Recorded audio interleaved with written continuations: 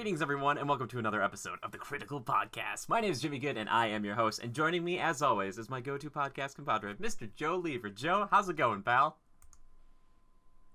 Not so good, Jimmy. Why is that? Not so good at all. I went over the budget. The budget's blown. For what? My $10,000 a year conditioner budget. My hair. There's still 2 months left in this year until my budget re-ups. The wife's gonna kill me. I'm so sorry. Oh. That's very unfortunate, but it does look pretty good right now. Gee, thanks, pal. Yeah. Condition twice every morning and once at night. It's a routine. It takes a lot of commitment, but you know the hair thanks you for it. That's true. Well, I mean, at this point, I feel like I'm conditioned to just never knowing what we're going to talk about with these intros, but we did actually talk about this one a little, so I feel good about today, you know, in general. So, if you want to hit me up, tweet at me, DM me. I'll let you know what my product of choice is, and you can see how I get this thick, luscious. I would say golden locks, but they are not golden. Just call it mane, like a head of hair. Yeah, lion's mane, baby, lion's mane. And the beard oil is clutch. I mean, my budget for that's like $2,000. My gosh, got about $200 left. I might have to split some of that for the conditioner budget. I don't know. I'll make it work. That's what I do. I move money. Yeah.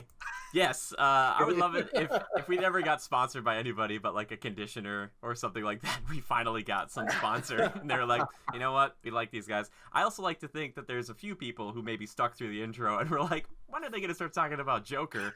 And they're like talking about conditioner for like 2 minutes. Okay, ultimately, why not start off every podcast with a little humor? Come on, it gets the blood pumping, the people moving, it gets you reacting and gets you interested. That's true, and I always think of our most devout listener, Ryan, who's probably like at work listening to us right now. Hi, Ryan. We both know Ryan from real life. So Ryan or good anyone morning, else. Good afternoon, good evening, whatever time it is for you, Ryan. How you doing? How you doing? And anyone else who's listening, just right now, whatever you're doing, if you're sitting in your desk chair or you're driving in the car, maybe just do like a little shimmy, you know, from side to side, like you're waking up, or maybe you're ending the day. You're just shaking off the rust and the dust. Or it's baby. a brisk morning on the way to work. You crack that window and lean out. Get a little cold air in your face and shake it off. We highly recommend, though, that you don't do it for too long because it could be relatively dangerous. But, I mean, hey, you're an adult, and I respect you for whatever you're doing. I'm half joking. Don't take me seriously. Or maybe someone's watching in their living room right now. So maybe there's probably a screen in front of your window, so you probably can't stick your head out the window there. But maybe just do like a little dance, I like to do a little dance. I'm quite the dancer. Not a lot of people know that about me. I like to dance. Why are we talking about this? And you know who else is a dancer? It's Joker. Okay, see, we're bringing it back around. Okay, yeah. So you know, conditioner budgets, all that, moving money, whatever. What we really talk about on this podcast is movies, TVs, games, pop culture. Yeah. Music. We touch on music now and again. Oh, for sure. You meant TV shows, right? Not just TVs. No, we talk about TVs. Yeah. But yeah, TV shows as well. That's true, too. We get into the tech side of stuff, don't we? See, I'm expanding our horizons. That's true. I want to get a new TV. Gauntlet. Yeah, I want to get a new TV one day. I have my Samsung here, and a lot of people don't know this. By the way, this TV right here, you see it right here? I've had this baby since 2009.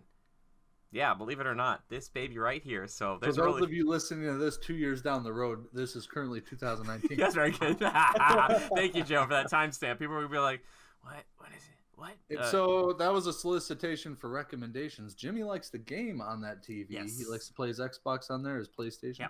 All the things. So comment below. Tell him what you would recommend. Another Samsung, perhaps. It's been a proven, tried and true unit there. So I'm looking for a high frame or something like that. That's the thing. Hey, all I hear, every gamer out there, the pro guys, all the streamers, they always recommend like a little 24-inch monitor with, you know, just saying. I know. I don't know. It's like I look at some of these games and they're probably not as pretty as they possibly could look. Sometimes when I'm capturing footage for them, like on the Elgato, I like look over at my little monitor over here and I'm like, that looks better there than it does over there. Yeah. I'm like, well, that's okay. One day I'll get a big, beautiful screen. And the nice thing is I don't really care about getting a smart TV because I've got the old Xbox. So you can get like nicer HD TVs that are way bigger that aren't smart TVs, or you used to be able to for a lot cheaper, but nowadays smart TVs might be more standard.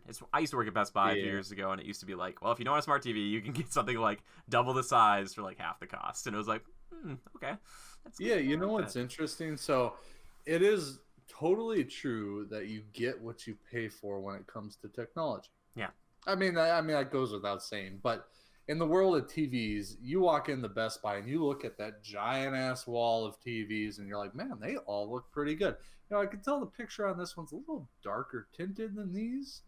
And so you start to go, okay, well, this one just has that bright feeling, but they all look like they have great quality. Yeah. You get home with your one that you feel like you got a deal on because it's $150 cheaper than the Samsung. You plug it in and you start watching stuff. You're like, man, that does not look as good as it did on the wall. Nope. It's a trick. So like I bought a Vizio, and nothing against Vizio. It's been a great TV and all, and it works, and it's, you know, it does everything I want, but its quality's just a hair fuzzy. It's not like Ultra HD. Like when I compare it to, say, I have a really nice computer monitor at work. It's like a widescreen deal, LG, I believe, but I can just tell if I watch a YouTube video on there, it is like just gorgeous. Gorgeous. That's good. It's not one of those TVs where it feels like you were behind the camera filming, or that's, you know, like the people are in the room with you. Yeah. It's not one of those, but Yeah. which always weirds me out. Sure. What's your feelings on that? Doesn't that like just take the effect away? Like you're watching a movie and you feel like you're literally standing there in the room with them, watching them act. That's a little weird. Yeah. It is weird. It takes away that like cinema feel. Yeah, I get that. I get that. Yeah, for sure. It's too real. It's like PBS. By the way, do you have Twitch up right now? How does it look? What are you watching? Me? I'm some guys chatting. I just left it on because I know I'm gonna fire up the old Xbox later. Well, sure. I was just curious. I was like, because if people watch this, they might be like, what's it? Because there's like lights going on. So like, I'd love it to just be like 1 week it's like Twitch, but then like the next week it's like Downton Abbey, and you're like, I'm just trying to play a little catch up, everybody. You're like, I'm trying to multitask here. I got the subs on. I'm just watching them mouth the words. You're like, I can't make out the words. I'm not gonna start quoting Billy Madison, even though I just did. Anyway, you know, the flashes of the pictures and all the moving pictures and such. It just adds ambiance. It does. Trust me, you have my fully undivided attention. Oh no, that's fine. It's like when I used to play, or when we used to do podcasts, and the first one we ever did was with Leo. And I remember like hearing him play like Xbox in the background, or like Levi would be like playing World of Warcraft. He'd be like, hey, look at me. We gotcha, Levi. He's playing World of Warcraft right now. Anyway, let's talk about a few things. Yeah, here. you don't even have to look, you know. Yeah, I know. Yeah, exactly. He's basically like the sun now. I know exactly what's going to happen every day. But I want to talk about something that came out, it was like a week or 2 weeks ago, and we didn't talk about it here on the channel because I watched it and I kind of forgot about it. And then I was like, I should probably talk about this with Joe because it's kind of something we should discuss. We're talking about this new 10-minute kind of little short film called Jurassic World Battle at Big Rock, and I highly recommend you go check it out if you want to kind of understand what we're discussing here today. So I watched it a little while ago. Joe just watched it. We've got thoughts on it, and basically, for anyone who doesn't understand, it's acting as kind of an interlude between the most recent Jurassic World, which was Jurassic World Fallen Kingdom, which is like Jurassic World 2, and Jurassic World 3, which I don't remember if we've gotten a name for that yet. So I don't know if we're just going to get this or if we're going to get multiple of these. And it doesn't really focus on anybody you know, but just kind of focuses on how the world has changed after the aftermath of Fallen Kingdom. So, Joe, what happens in this like little baby film? First of all, spoiler switch. Yeah. Yeah, boy, do I have some thoughts. He's got thoughts. Summarize. 10-minute video, it's short, no big deal. Intro is you're in the presumably not quite Oregon, but somewhere central California. Yeah, wasn't Northern California near where they the broke out? Redwoods type of area. Yeah. Northern California area is where they actually were, you know, where all the dinosaurs escaped. Yes. And they talk about, well, it's not like what happened up north. Well, so I'm pretty sure that it's still somewhat isolated up there, but some are wandering further out and that sort of deal. And so this family, who I don't know why it matters or doesn't, but it seems as presumably the guy remarried and they had a kid together, but he had 2 kids before that. And and she had one kid or something. So it doesn't matter, we're a family now or something, and that's a blessing. Something bullcrap. Too many details. I don't know why it's such a point in the little film. Because we gotta care about them, Joe. Artistic something or other. I don't know. We care about them Yeah, now. we cared. We do. Anywho, so they're camping in presumably like a redwood forest in California. Post outbreak of dinosaurs from the auction on the western shores of California, northwestern California. He just finishes grilling some chicken. This is a play-by-play.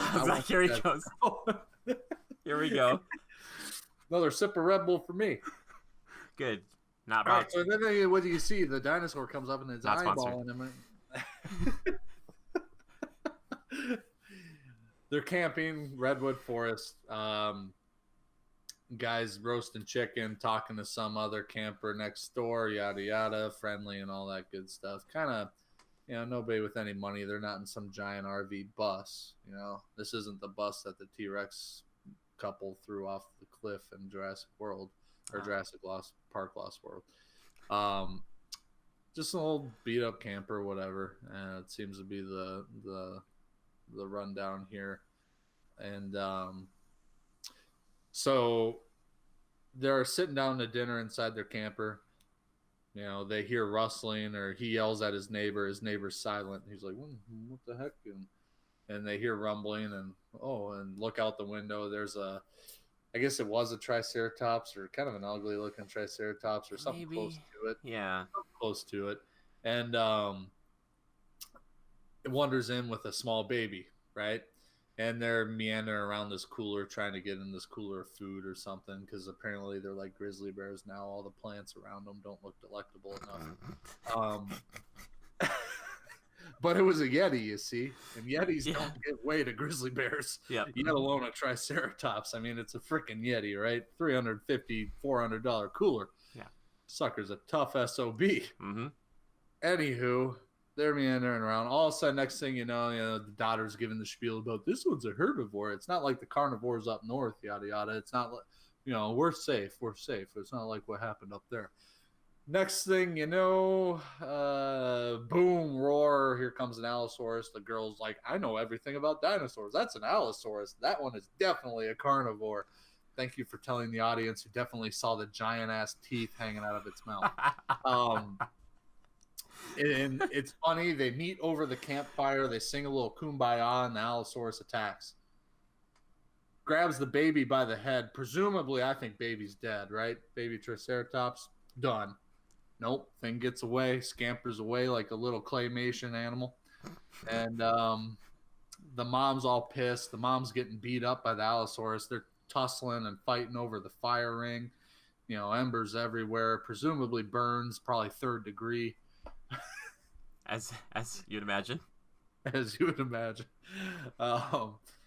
So then... presumably it's a couple of Triceratops, male, female, reproducing couple, whatever pair.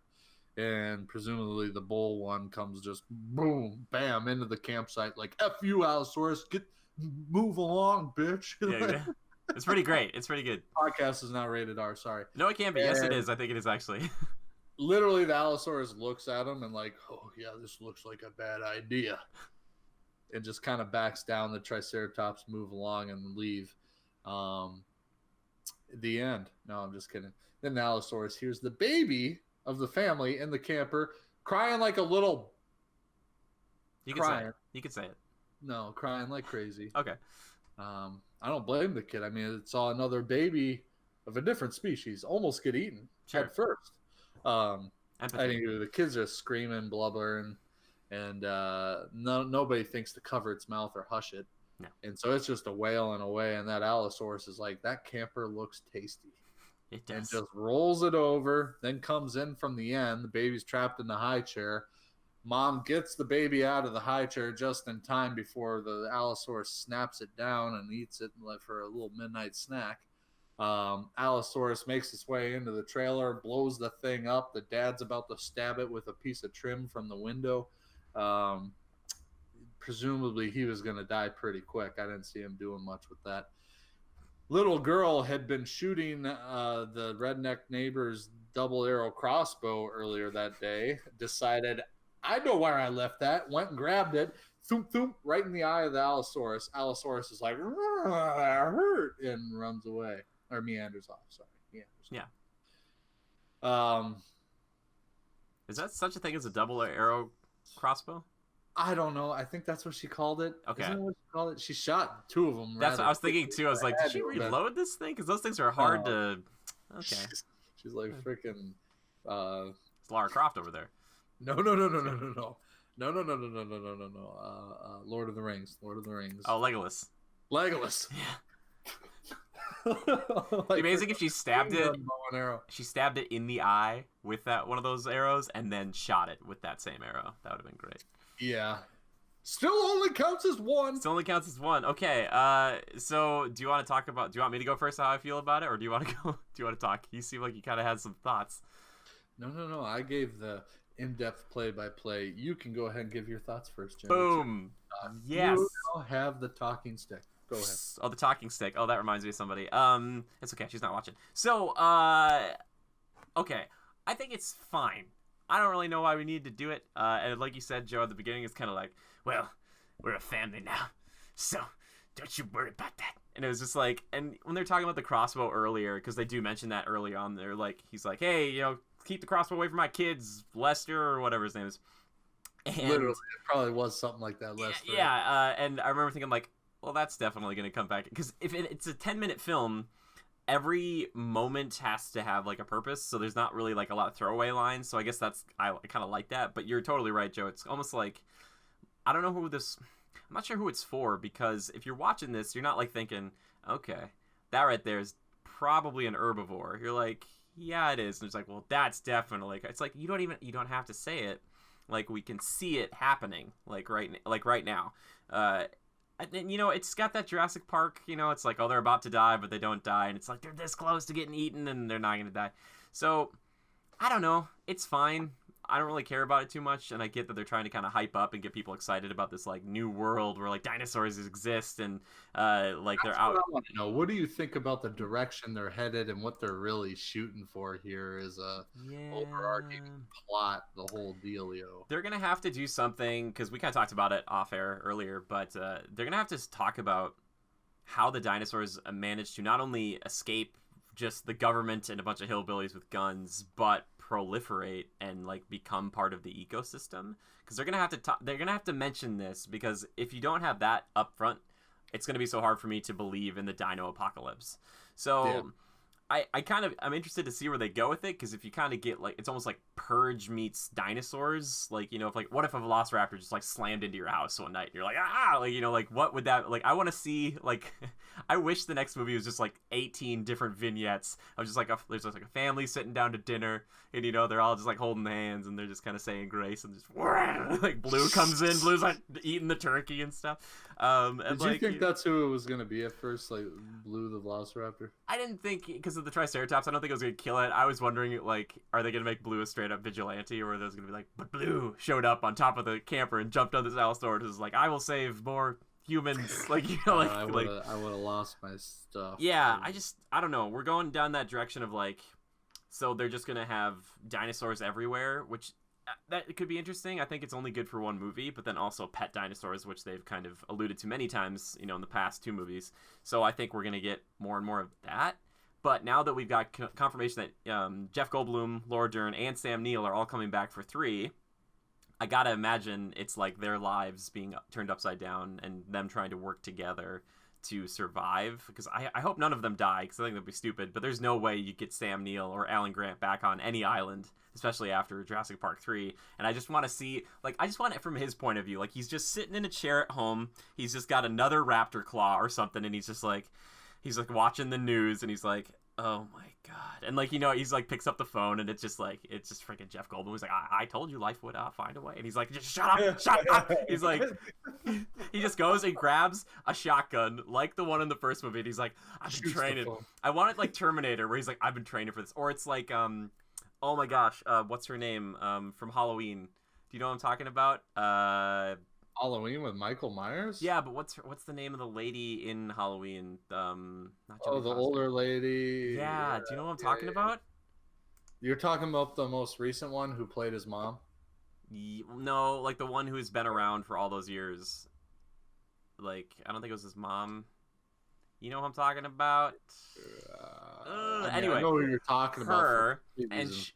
in like the last movie, she was like, "I've been training for this," or like, "I've been preparing for this for like 20 years or something." I would love it so much if we just get Alan Grant, who just like he like opens the basement, walks downstairs, like pulls a little light, and there's just tons of guns and tons of food, and he's just like, "I knew this was gonna come. I knew this was gonna happen," and I just want it to be like, "I'm gonna kill as many as I can," like or something like that, where he's just like, "Nope." So you're saying Nope, because nope. it's already a joke at this point, why not Yes. further it and actually make it enjoyable? Lean way into it. Like, you just gotta lean into it at this point. Like, I don't know if we're gonna try to get some sort of like Ellie Sattler, like Alan Grant, like, oh, they did fall in love and they are gonna be together because her family got eaten by dinosaurs. Like, God. I just don't know. I just don't know where they're going. That's horrible, man. That would be a horrible It route could to happen. go. Hey, it was horrible to bring her back in the third one and be like, well, actually, she got married and had a child, and you almost died on another island. It's sad. It's sad. It's like her and Alan were supposed to be a thing, yo. Jamie Lee Curtis. Yes. There you go. Good. It was right there the whole time. I love it. Okay. Woo. I was like, Freaky Friday, Freaky Friday, Freaky Friday, Freaky Friday. Ready to hear my thoughts? Yeah. Ready to hear my Your thoughts? turn. Let me lay it on you. Let me lay it on you. Lay it on me. Coming in hot. Hold on, one more sip. Okay, we had to cut back to that no audio there. It's okay. So, I call bullshit. Okay. Continue. Listen, these movies started out as like somewhat plausible. Like they made your mind wonder, they captured your attention and awe, and they made dinosaurs plausible for the big screen in a way like the realism was there. And it was attractive. Right? Yeah. I bought it all. Like I thought legit. They've taken it and they've gone so modern day with it, knowing how insatiable we are for easy, over the top. They're trying to almost do it kind of like, and this isn't a dig at like Marvel or DC, but like superhero-y style. I was just thinking the same thing. Bring it to their backyard, right? Like the war in New York for Avengers. They're trying to bring this to your backyard, which I think takes all the fun and realism and what's the word I'm looking for? Plausibility right out of it. Yeah. Because numero uno, this is going public pretty quick when this auction fails, people die, and these things escape. Yeah. Most of them are plenty big. Yeah. Granted, they may go unaccounted for a few weeks, but they're going to get found pretty quick. Yeah. The second this hits any news channel, the internet, etc., how many rednecks, regardless of if the government says stay away or you will be prosecuted, yada, yada, how many rednecks are going to go, I'm going to get me a trophy? Yep. How many people in general are just going to go, yeah. Like we're an insatiable, horrible species. We're a cancer on the earth. And if something like this popped up that we had never encountered before in person or had the opportunity to, we would ruin it for ourselves pretty damn quick. Yeah. And the fact that it poses such a danger to the public, the government would be intervening so damn quickly. Nobody would get close to it, and they would all be euthanized in like within days. It. Yeah, that or like they'd be captured and then probably euthanized. Yeah, and something of that nature. Euthanize on site, I'm sure would be easiest and less dangerous for all involved, and that's probably their goal is safety, right? So that's what they're gonna do is just boom, shoot it, sight unseen, dead. Kill the predators, save the herbivores for the natural like museums, and they just be like, cool, if they get out again, it's not that big of a deal. Well, you can continue to wish, whatever. I just wish they wouldn't kill him. It's just I know we all do, but what's the realistic chance of that? You talk about isolation though. That's why the first three make more sense, and I guess Jurassic World a little bit because if they get out, we're gonna take care of it. It makes sense. It's possible to actually do that with no horrible repercussions or having the government say we got to nuke the place, right? Yeah. Yep. Yeah, there's no way that they can possibly endanger us. It's an off limits island, that sort of thing. There's no way this would happen, period. All I know is that if the government's willing to nuke Canada to take out Sasquatch, I'm pretty sure they'd do the same for the dinosaurs. That's all I'm trying to say. Yeah, I mean, maybe these are a type of movie makers we're working with these days. I don't know. Oh my god, if Sam Elliott was in this movie, I'd be stoked. Dude. Wouldn't that be cool? That would redeem the whole thing. I don't care how hokey it is, as long as Sam Elliott's in there and he's driving a Ram. So you didn't like this? I didn't. I knew right away after Fallen Kingdom / during / before Fallen Kingdom. In essence, leading up to Fallen Kingdom, the second I saw a trailer for Fallen Kingdom, I knew that this whole franchise was headed south, and it's just headed in an unplausible, stupid direction. Maybe that's because we're the kingdom, Joe, and we're falling. Sure, try. I get it, but like, how many dinosaurs realistically were escaped the auction? 50 maybe. Yeah, maybe not 100. Half herbivores, or maybe a quarter of them carnivores, 3/4 herbivores, right? Which, yeah, they're pretty nice to each other during the poison gas sequence. So exactly, yeah. But when they're out, they're insatiable. Like, their bellies are so big, it's 90% of their body mass is a belly. They can just eat until their tail's full. Yeah, I want to see that with a velociraptor, just big swinging belly. That's just like, you know what? I'm good. Just like lays down. Like, just it envelops a human, eats it whole, and you see the shape of a human body. Like, yep. Like, I mean, that was always a theme through all the movies. They just kind of kill. They kind of eat a little bit, move on to the next one. People are like, well, how much can they realistically eat until eventually they leave you alone? Well, whatever. I mean, it's plausible. I don't pick on those types of things too much. Yeah. Or write it off as some sort of territorial weird thing or whatnot. I just this whole takeover of, like, they get to the mainland, and next thing you know, they're an invasive species that's killing everything in sight, and we lose and die out. Yeah. Next thing you know, they rule the world, and we're fighting for scraps, living in caves. Yeah. Yeah, because all the technology we have and weaponry that we spend so much money and time on is just going to be useless. They're probably going to start hacking our computer systems and render us incapable of doing anything. Okay, so I know we joke about it, like, is growing smarter and smarter. She's going to do it. I want that now. But I was thinking about this. So, like, if you're going to go, like, we're joking about, like, Sam Neill being, like, a commando hero. I just want, like, the opening sequence of just, like, someone or something is breaking into a facility, and then you finally, like, get to the keyboard, and then you just see some claws start typing, and it's Blue, and Blue's got, like, a little headset monitor, and it's just like, you hear, like, Chris Pratt, like, Blue, did you make it in? And it's just like, yeah, I made it in. Yeah, it seems like they've got all the files here. It's like InGen or whatever, and they're like, we're gonna take InGen down from the inside with their own creation, and Blue's like, I'm the only one who can do this. Like, like, I think if you're gonna go, like, just go That's way. Like that Lego movie that they did. Like, I would watch it, though, and honestly, it would be entertaining, because at this point, I'm just frustrated, because they want to have this, like, it's realistic, it's really scary, terrifying stuff, but then you have, it's just, like, so, like, look at all the explosions, and, like, look at these people survive just constantly. Like, they're not even, like, surviving by just, like, the skin of their teeth anymore. It's just so ridiculous about how they do it, and it just becomes so much less about the dinosaurs, and it's so much more about, like, the people doing cool stuff, and you're like, yeah. And just being stupid. I'm just so sick of stupid people in movies, and I get that that's, like, to move the plot along, and, like, this one didn't have that as much, but I'm not over Jurassic World stuff. I'll probably go see that third one no matter what, but it's just, since that first one, I feel like it's just been such a steady kind of decline for quality and just kind of the entertainment that Jurassic Park brought me. This is just so different than Jurassic Park, Oh, for sure.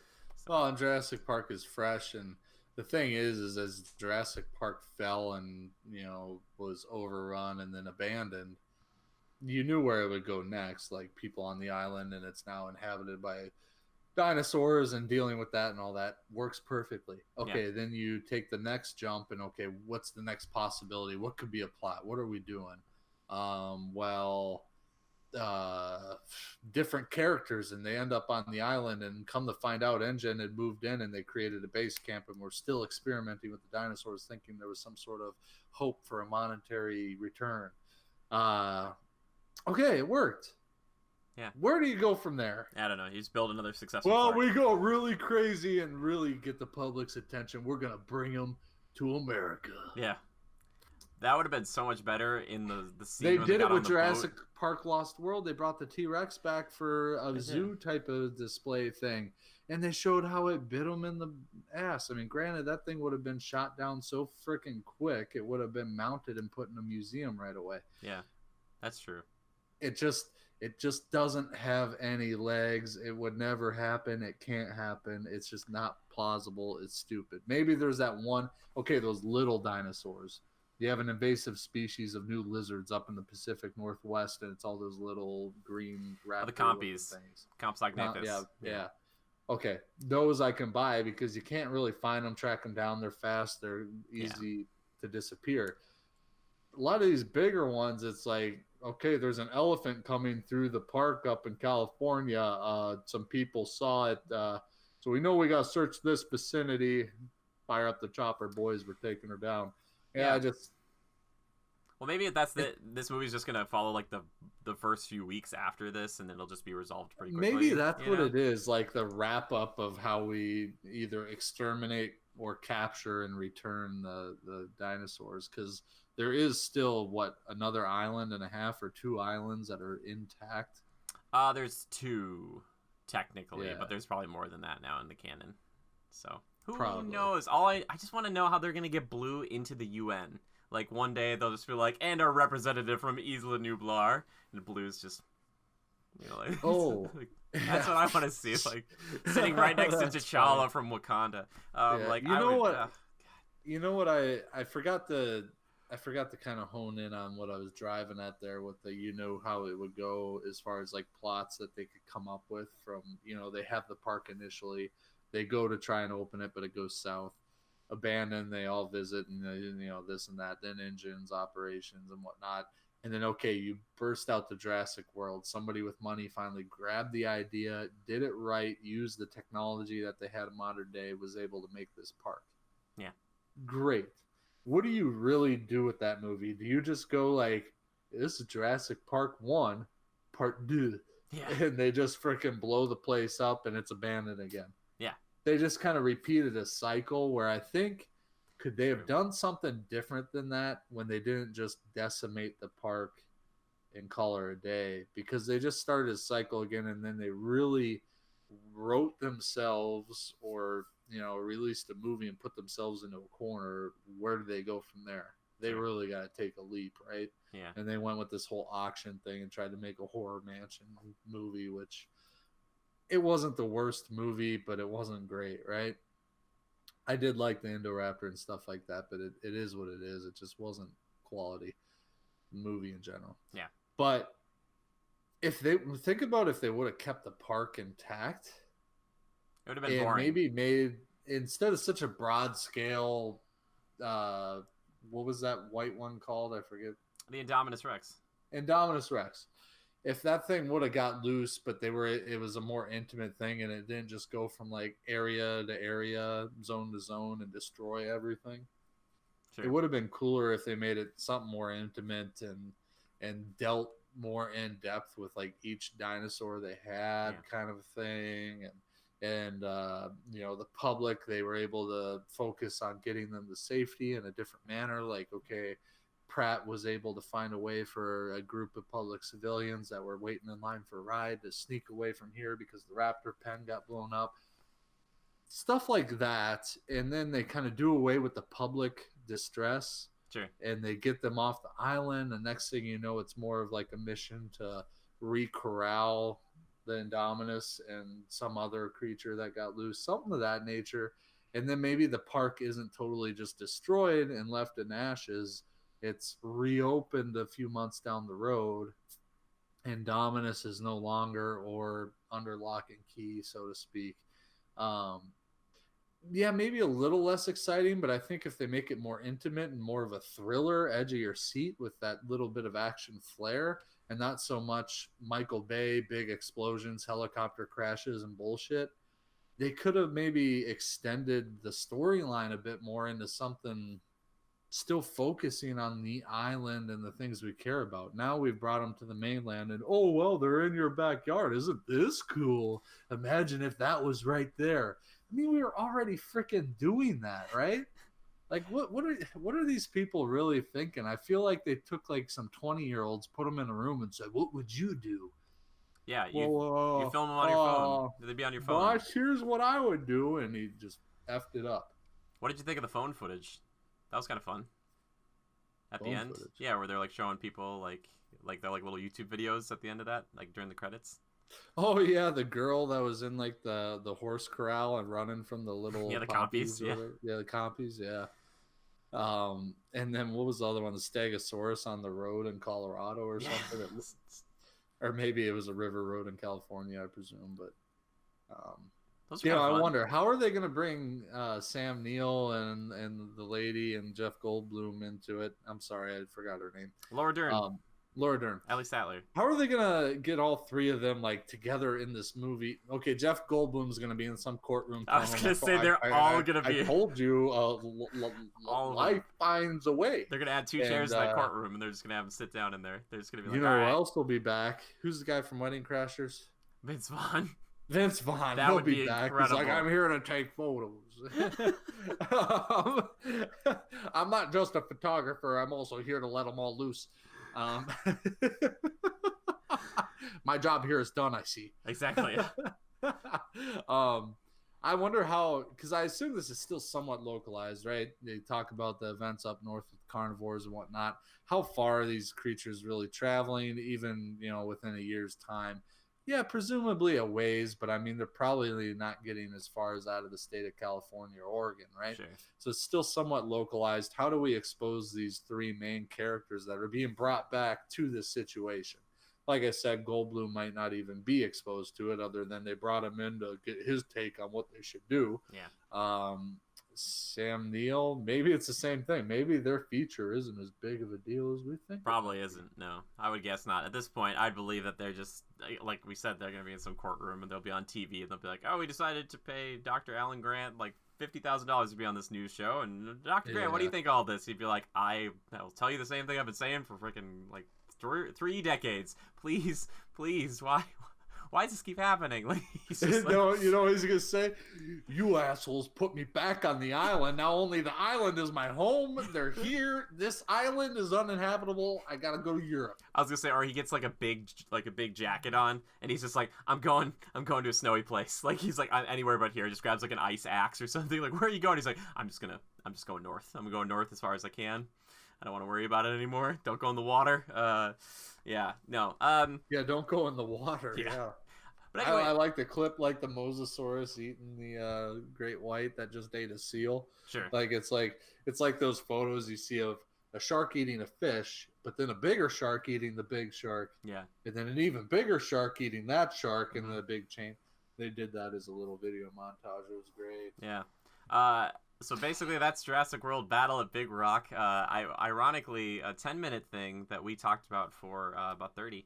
So because that's do I sound exasperated, Jimmy? Maybe a little exasperated. he's bummed out about it. I mean, it's just not plausible, and it bums me out. We love Jurassic Park, and I really want Jurassic World 3 to be good, and I hope it is. I just hope it isn't wacky like the last one was. I just don't need any more of this, like, I'm paralyzed, but I'm trying to get away from lava, and this is a big scary sequence, but like you know, you can't, no more of that, guys. If you want to make a suspense movie, do you remember when Sam Neill did that in the first Jurassic Park? No, because he didn't do that. He didn't do any like like, it wasn't like a joke. It wasn't like he's like, oh, these kids, that like, the one joke he makes, which is one of the greatest dad jokes ever, is that he realizes that the electric fence isn't on, and then he jokes that he gets electrified, which is even better because then Tim gets electrified, and then he's like, oh no, he's like, I made a joke about it, and this kid died. And ironically, if he wouldn't have joked about it earlier, they probably would have made it over that without anybody getting hurt. So it's like even better. But don't go watch that scene again and try not to look for the fact that the fence, I'm pretty sure they filmed it incorrectly because you could see like where the fence stops. So like you could just be like, we could just walk around. There's like maybe 10 feet. There's not like they didn't build the fence for miles and miles. Like there's like, it's a bad shot. It's a bad shot. Also, you know, when you compare, sorry, well, it's fine. I was gonna say, just look for that hand on the Velociraptor's back. Just look for it when it comes into the kitchen. I always freaking miss it, man. I always miss it. It's must real good. Tiny detail. Here's the thing: you just named a few spots that are really stand out. Is what makes that movie great, and why movies like Jurassic World are nothing like that, and kind of blow a little bit. Yeah. So, difference makers. You have intimate, well shot, impactful, edges of your seat moments in something like Jurassic Park.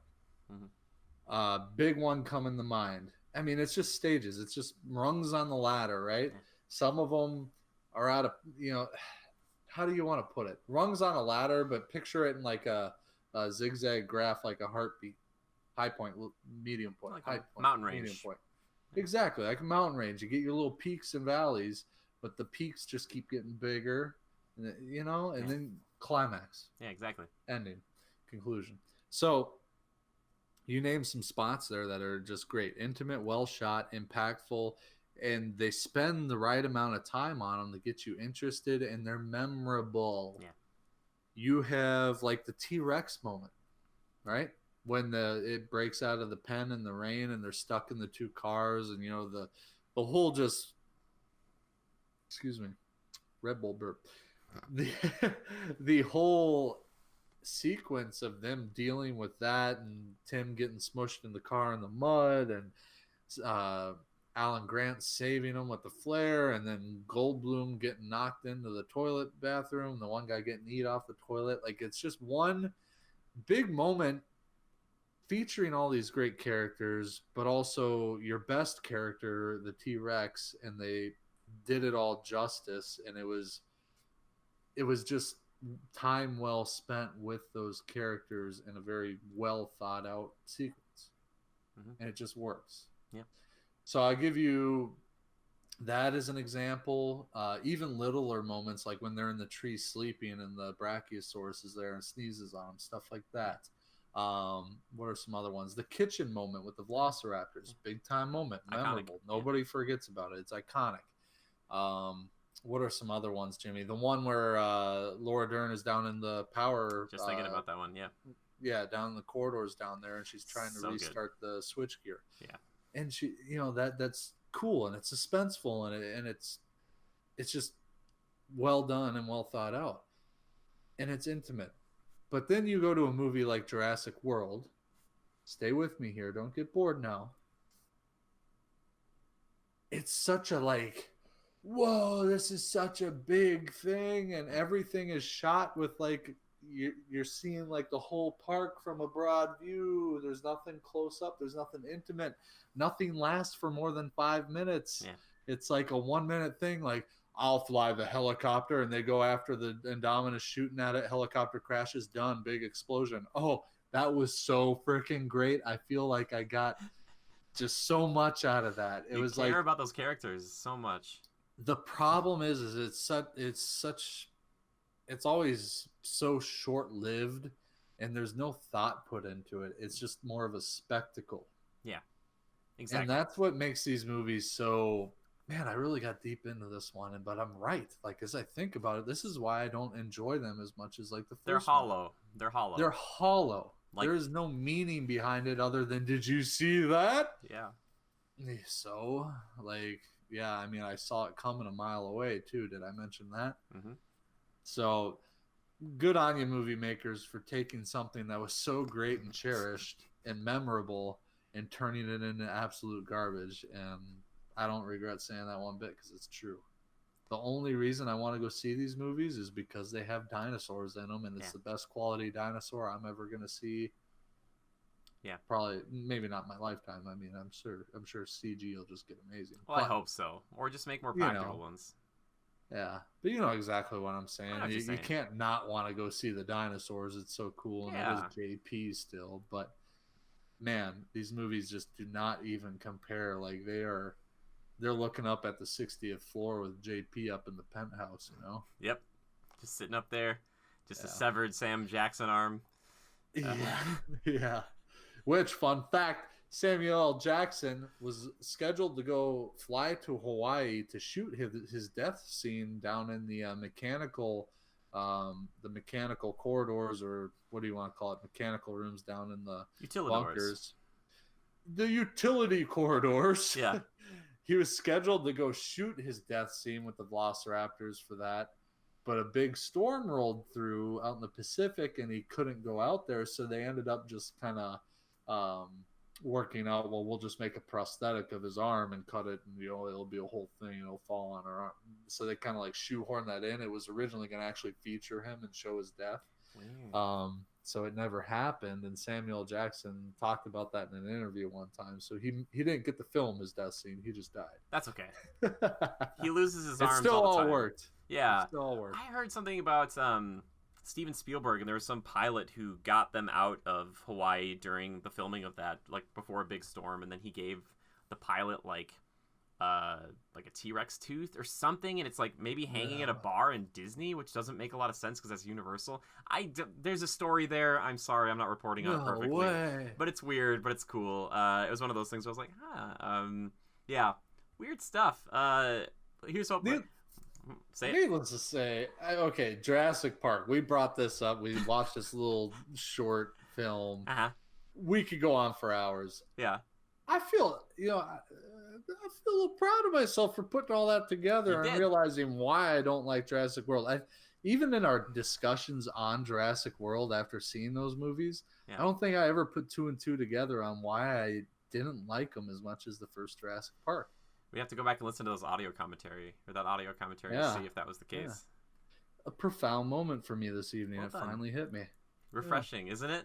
Enlightening. Anyway, so what was that? Like 45 minutes? Are we done? We're at like 47 minutes. Don't worry about it. It's fine. People are like, are they going to talk about Joker? Or are they going to really go in like Listen, in 3 does weeks? Anybody really care about Joker? Let's ask that question. That's a great question. I guess we could probably transition into that at this point. Let me just... Because let's face it, Jurassic World is a joke. Got him. Transition made. Joe, Segue. I want to start here with something that's kind of interesting about Joker. Okay, get this. $55 million budget.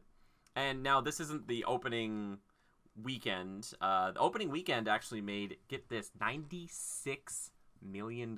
So they're almost, at that point, they're almost already successful. But, I mean, they already are.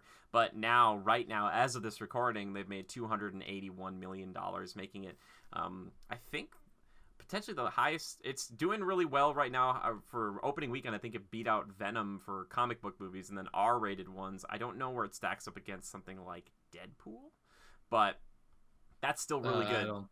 I think Deadpool's got it beat for sure. But for the opening weekend, I mean, I think they still. I don't know. It's close. That's very good. Let's see. R-rated opening weekends. Let's find out what that is. Nope. I'm sorry. Deadpool, the first one, made 132. Deadpool 2 made 125. So it didn't beat that, but it was close. But either way, still really good numbers. Now, for is Joker. this Joker in the same world as like Aquaman? Like, could these two run into each other? Is this a serious question? I can't tell. I mean, it's sarcastic. Yeah. But... No, it's not. They can't. Okay. Well, we'll get into that because there might be a connection. Okay, so... Oh, fucking God. Okay, so... All right, everybody. I'm going to do... This is going to be spoiler-free review to start. All right, everybody? So if you haven't seen it, don't worry about it. I'm not going to ruin anything. I'll flip the old spoiler switch here pretty shortly. But when I do it, there'll be, like, noise and a graphic, and you'll know. So, Joker.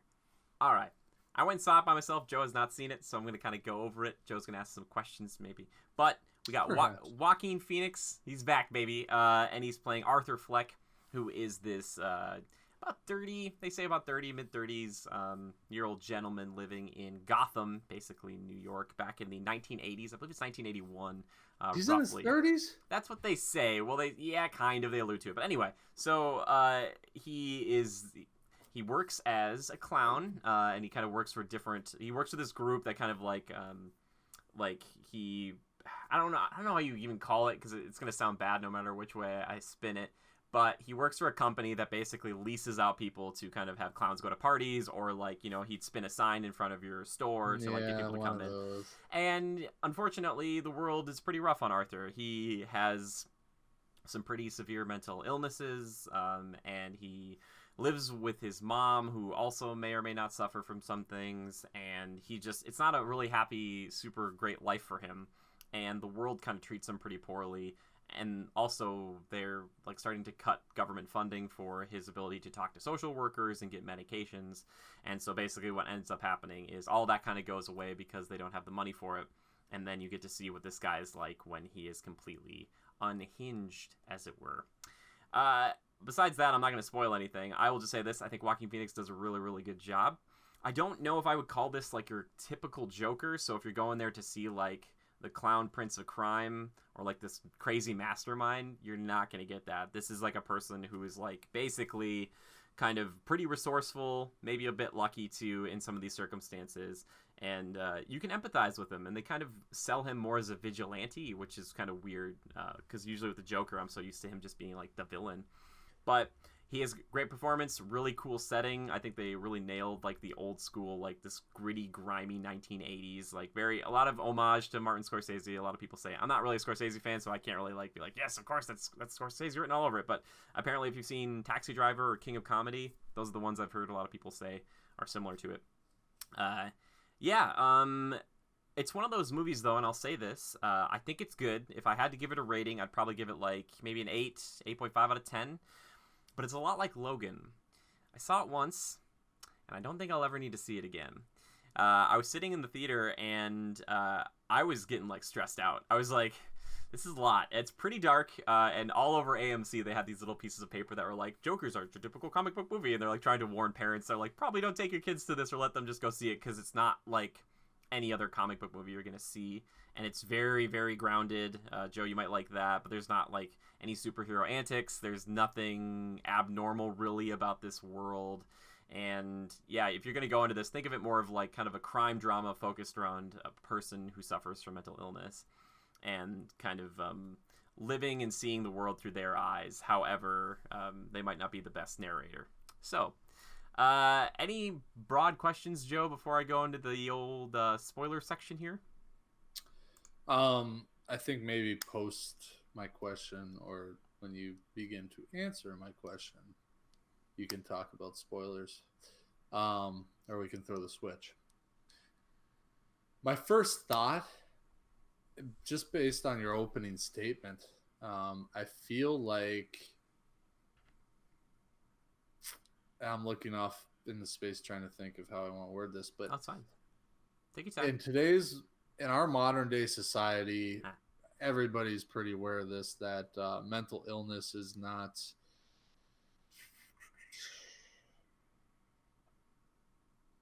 given enough attention, right? Yeah. Ways to help cope with it or help families cope with it, I feel like are underfunded or not given the attention they need.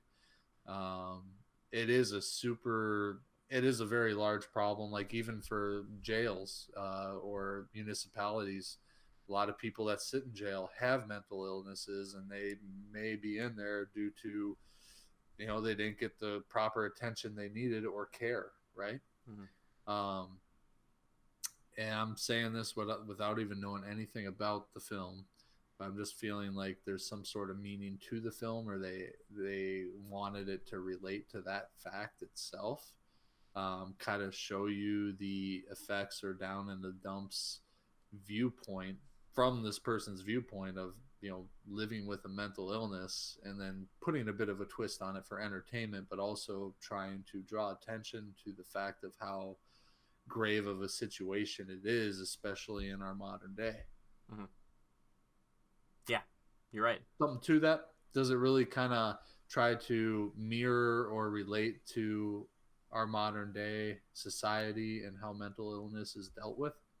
Yeah, I think I can answer that without spoiling it, but yeah, for sure. And that's the thing I think that might upset some fans of the Joker, because the Joker is always like a person that probably does suffer from multiple illnesses or ailments, but he's never like a guy where you're like, I feel It's bad never for a him. talking point per se. Yeah, and like he's also just he's a super bad guy, and like he's a straight up villain. Whereas this version, this incarnation, is much more empathetic, and you kind of get a little bit more of the reason the way he acts the way he does because he suffers, but it's also because the world is kind of treating him really poorly on top of it.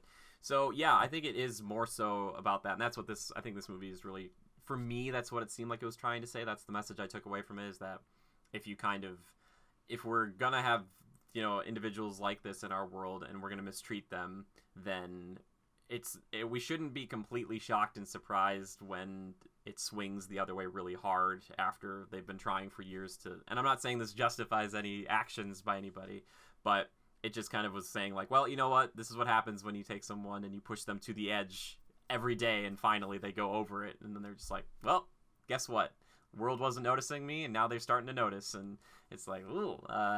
So Sure. yeah, but again, I don't know if this is really, if you're a big Joker fan, you'll probably look at it and you might take something away from it, but you're not. I wouldn't go there and expect like, oh, here we go, we're getting a new version of Heath Ledger or Mark Hamill or something where you're like, this is Joker the villain. This is like Joker kind of like, I don't know, almost anti-hero vigilante kind of icon kind of thing is what I took away from it, but maybe not, because a lot of this might be in his head. I don't know. That's the confusing part about all of it. So that's why it's a movie that's going to be kind of tricky, and everybody's going to kind of interpret it in different ways. And however you interpreted it, that's the right way for you. I'm just telling you what I took away from it. And also, I've just been stressed in my real life, so watching this, I was like, this is a lot. This is a lot for me. Like, I was like, it started freaking me out a little bit. But there's a few. I've heard of people that loved it. I've heard of people that literally stood up midway through and walked out. I feel like the people that would stand up and walk out midway through just don't appreciate it for what it is. They're going in expecting the Heath Ledger or the. Oh, yeah, I can't. I've never walked out of a movie like that though. So, and I know some people who have, and it kind of frustrates me because if you've only seen like half the movie, or even if you've seen 2/3 of it, why not just stay for the ending? And I'm sure people will be like, why would I waste my time? But you paid to be there, and maybe that last little bit will help you understand the rest of it. Because if you just walk out of this one halfway through, you might be like, well, I have no idea what happened. Like, I've walked out of a movie or two before. Well, yeah. Good for you. I don't regret it one bit. Yeah, but I'm okay. But do you have any other questions, or can I flip this thing? Yeah, I guess flip it. All right, I'll flip it. All right, good. Can I say one thing before we go into the spoilers? The switch is flipped, but you know what? I personally think maybe this movie is more enticing to me because now I know it's less about the actual Joker. It may be called that, but it's more about kind of a metaphorical type of meaning and something that's supposed to make you feel something and think. Yeah. Not as much about, I'm going to get you, little Betsy. Yeah. None of that, no. Yeah, so I almost find that a little more appealing. I'm glad maybe you'll spoil something and tell me that it does relate. But if it doesn't relate to anything as far as, there is no Batman, there is none of that crap. Oh, sorry, keep going. God. Oh, God. Like, I almost would appreciate it more if it was a sole focus of, mental illness and how it can play out in a certain situation using the Joker as a through point, I'm wondering if you're going to see it either way, but here's what I'm going to say. Remember, the spoiler switch is flipped, people. Spoiler switch is flipped, so if you got to get out of here, there's timestamps down below. So, so Arthur lives with his mom, Penny. I get it, But Penny, she keeps writing, and she's like, Thomas Wayne. I used to work for Thomas Wayne, worked for Thomas Wayne 30 years ago, and he would help us if he knew what kind of situation we were in. He would help us. And you start to get this idea, like, well, maybe there's something going on there. You find out later on that Penny's like, actually, Arthur, like, Thomas is your father. Like, Thomas Wayne, like, Bruce Wayne's dad is your dad. So he's like, oh, I better go find this guy. So he goes over to his house, as one does, and little Bruce is playing outside. You see this in the trailers. And he kind of confronts Bruce through, like, a gate, like little young Bruce. But he doesn't meet Thomas. But eventually he finds a way to kind of get into a circumstance to meet the guy. And Thomas, understandably, this guy, he's super rich. He's running for mayor, and he's also like a big jerk, I guess, in this incarnation. But he runs into Thomas in the bathroom, and he's like, "Hey, man, I'm your son." And Thomas is like, "No, you guys are nuts. Like, your mom's crazy. She adopted you, and she actually went to like the psych ward. Like, you're crazy. Everybody's crazy." So he kind of punches him or whatever. And then you find out later on, and I love that they did this. And I'm sorry to ruin it for you, Joe, but it's kind of a waste of time. That she had made this up all in her mind, and that technically Arthur was adopted by Penny and then was abused by one of her boyfriends, and he was like tied up to a radiator and developed some mental illnesses maybe before or during this time, but she ended up going to like Arkham like General Hospital or something. And so you find out that Penny has been kind of lying the whole time, and Thomas isn't really his dad.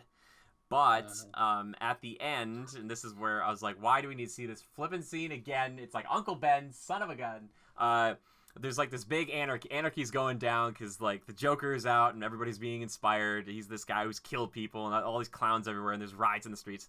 And then you see Thomas and Martha and little Bruce coming walking out of the movie theater, and it's like Zorro is playing, and they decide to go down an alleyway, and it's like, okay, maybe they won't show it this time. Maybe just once, DC, just don't show this. And it's like, nope, some dude with a clown mask follows them down there. He's like, "Hey, Thomas Wayne, you're gonna get yours," and like kills him, then kills his wife. Like does the whole like breaks the pearl necklace or whatever, and just leaves Bruce there. So they still do the Batman origin in this movie, and it's like this movie. Why? Like indirectly, Joker, I guess, is responsible for Batman, but it's just like, why?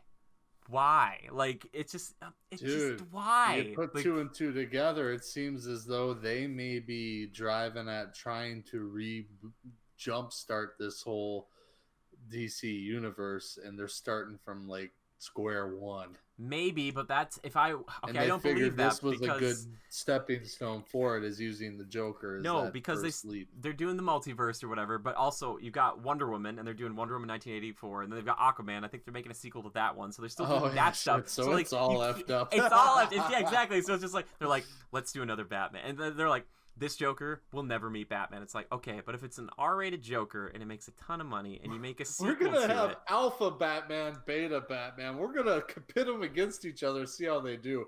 Did I mention that we're gonna cast a different Aquaman? This will be Beta Aquaman. Momoa will be Alpha Aquaman. We'll pit them against each other. If this one makes over $1 billion, then we've got two winners. Exactly. Yeah.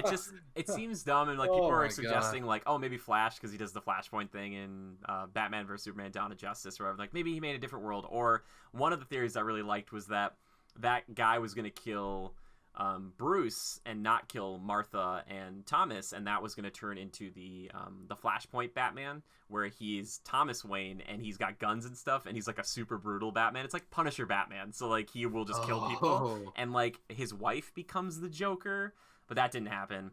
So yeah, and the problem is with this version of Joker, I guess he could inspire a new like a truer form of the Joker, but this guy, he's not in it to like become like the leader of Gotham. He's not trying to take over anything. He's just trying to get noticed and have a good time and maybe not feel so bad, kind of like, and have people notice him.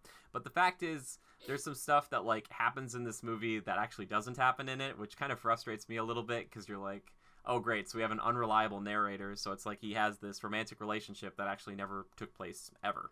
So if that never took place ever, then maybe none of this stuff took place ever. You know what I mean? Or there's like a few key moments that did, but the rest of it didn't. So that's the thing I think that keeps it kind of from getting like a higher mark for me, because it's like, well, it's up for interpretation. But I kind of hate when that happens too, because like I just feel like it's almost like a cop-out to be like, well, what do you think happened? And it's like, yeah, I didn't shut the hell up. Yeah, exactly. Like I get into Christopher Nolan, like if he's gonna do Inception, he's like, do you think it was a dream or was it not a dream? Totally up to you. But like the rest of the movie happened. It's not like, oh, this guy's crazy, it's from his point of view, so what did happen, what didn't happen. So that's kind of frustrating. He does kill a few people, which is pretty good, but I'm pretty desensitized to most of it, because most of the TV shows nowadays are like doing pretty much the stuff he's done, so I'm like, yeah, this is nothing new for me, and I knew how this was going to go down.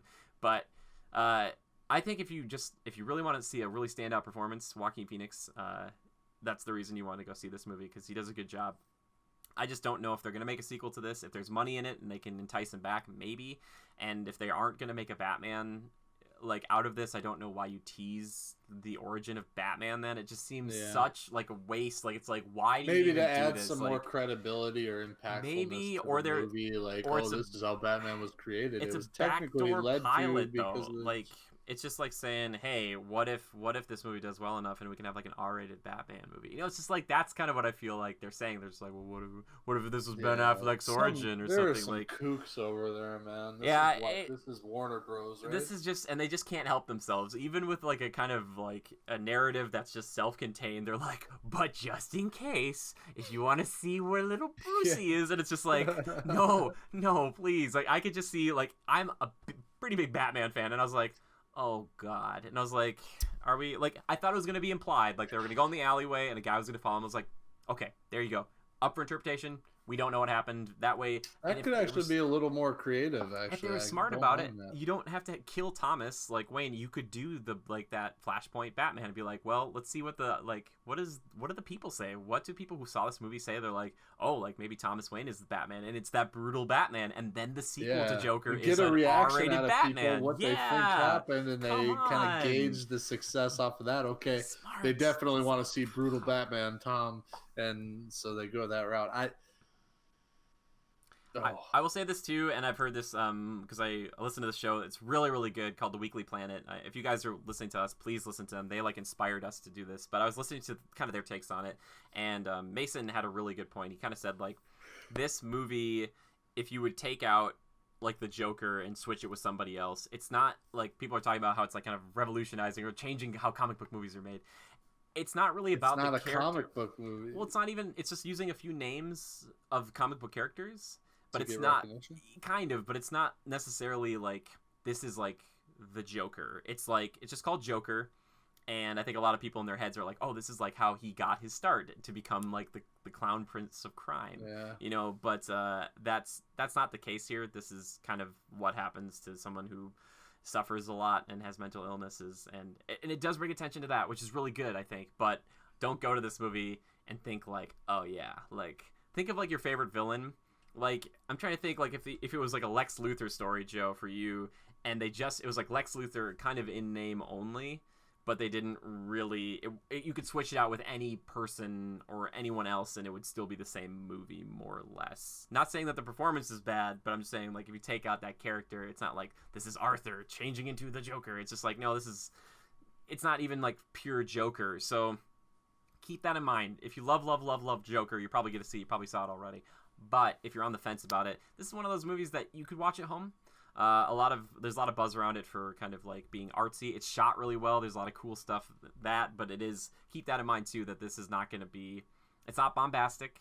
It's grimy, it's not Michael slow, Bay. It's stressful. And if that's your cup of tea, then I would say definitely go see it. Somewhat sad, tugs on the emotional strings, right? If you liked Logan a lot, you're gonna like this movie a lot. But less superhero-y or any abilities of any kind power related. Yeah, and it's not like you're not gonna see him like making like the buzzer, or like he's not gonna have like his cool like acid flower. Like he's not gonna have that stuff. Like they'll have homages to it, but it's not gonna be like, oh, this is how the Joker made his like the gas that makes you smile and like laugh uncontrollably. It's none of that. So just keep that in mind too. This is supposed to be kind of realistic. It's not him falling into a vat of acne. Nope. Blue. None of that stuff. Yeah, the acidy stuff. So yeah, I still think it's good. I think it's worth seeing. But if you're kind of like, I don't know if I want to see it in theaters, I can totally understand, because it's not like you could see it in theaters and it's fine. Oh, also they play this one song that I double checked apparently, and it came out in 1972, so it makes sense. But there's this song, and I know from Happy Gilmore and other movies, but it's the da da da da da da da hey da da da da da da hey, you know that song? The Hay song. Yeah. So the Hay song, literally the Hay song. Yeah, it's called Rock and Roll Part 2 or something like that. I don't know. Yeah. Anyway, So the iconic scene here that you get from the trailers where he's like dancing down the stairs, that's the song that's playing at first. And it's super weird because it's like his first full transformation into the whole clown outfit. So he's like walking through the hallways and they're playing the song and it shows him dancing down the stairs to this song. And I was like, oh my God, I'm thinking about Happy Gilmore right now. And I was like, and then it finally transitions into like this kind of like more sinister orchestral music, which is good. But like that right there, I was like, oh, this is a really bad musical choice. I was like, I'm sure there's a reason for it, but I was like, yeah. I might dig it. I kind of like that vibe. I think it's neat. It's twisting something that's happy and joyful and use that pep rallies for high school basketball games and twisting it into something, like you said, sinister and like, well, the sinister music comes later on. The music changes. Oh, so it's not like it's a like, seamless like no, no, it's not that. And the problem is in the trailer they have good music to it when he's kind of dancing. I'm like, oh, this is like really perfect. I was like, it's like that's like the moment of the movie where he's kind of accepted, like he's changed. I will say this though, he murders a couple people. There's a pretty brutal murder that I was like, I saw this coming, and like it's coming. And you're like, oh, okay. But it is kind of scary because there's a witness and he kind of... It's his mother, isn't it? No. But the witness, like, you think the witness is also going to get killed maybe, but you're not really sure. So it's like this kind of really tense moment where he's like, oh my God, Arthur, what did you just do to this dude? And he's just like, you can go. And the guy's like, I can't. Are you sure? And he's like, hey, just get out of here. And you're like... He's gonna... Like, that whole time you're like, he's going to kill this guy. He's going to kill this guy too, but... I don't know.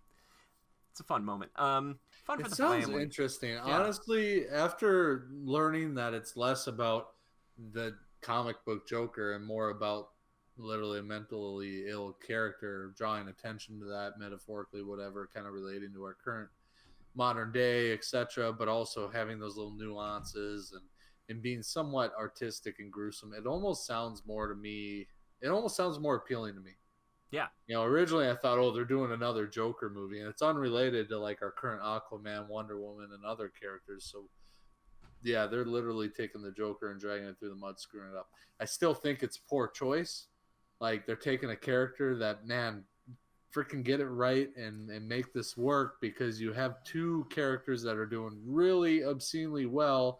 Superman's doing okay. I think you can make something solo for the Flash and it'd be great. You've got Shazam that did well.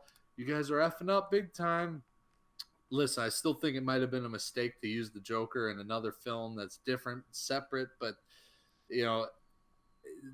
stop whoring out that character. Yeah. So to speak. No, he totally is. I mean, you see the rap video with Jared Leto's Joker, and he's just walking around. Yeah, like town bicycle, everybody's getting a ride. But yeah, exactly. Purple Lamborghini. Yeah, because the Joker loves the purple Lamborghinis. Yeah, they're just trying to appeal to those dumb freaking kids that like that stuff, that lap it up, and those are the stupid kids, stupid generation. Sorry for anybody listening that's part of that generation. Yeah, we love you. Much different than that. We love you. Yeah. Anywho, but despite me not thinking it's a great move and everything, clearly it's getting some reception from people in good ways. People are going to see it. I think it sounds like it's got some quality to it. I like that it's a little more artistic and metaphorical, making it more appealing because it's so different. I honestly think I might give it a shot, whether that be theaters here this weekend or rent it on Microsoft Store or something like that. Yeah. So thank you for your review. It really wasn't excuse me, I know we flipped that spoiler switch, but I don't think we necessarily spoiled it too badly that if you go and watch it, it's going to ruin it for you. Yeah, I don't want to ruin every moment and all the kills and all that stuff, because I was not like my synopsis of the Jurassic World teaser thing, the play-by-play, what they had for dinner, what the girl's name was. I try to leave a little bit up for interpretation. But if you're a fan of the comics and stuff, and you've seen the movie, like the animated version of like The Killing Joke or One Bad Day, it's kind of stuff a little bit like that. And I I still got to give it to Joaquin Phoenix. There's like one or two moments he's sitting with a cigarette and he's talking to a social worker and he just like looks up at her and you could just like he's kind of fine, and then he'll just turn to this just like I'm gonna kill you look. Like it's just he's so good and his laugh is so creepy.